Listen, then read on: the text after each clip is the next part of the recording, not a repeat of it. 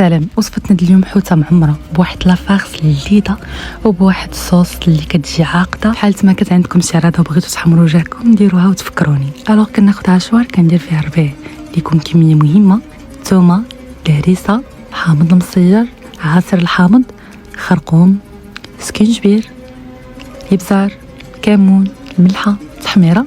كنطحنوا جميع المكونات.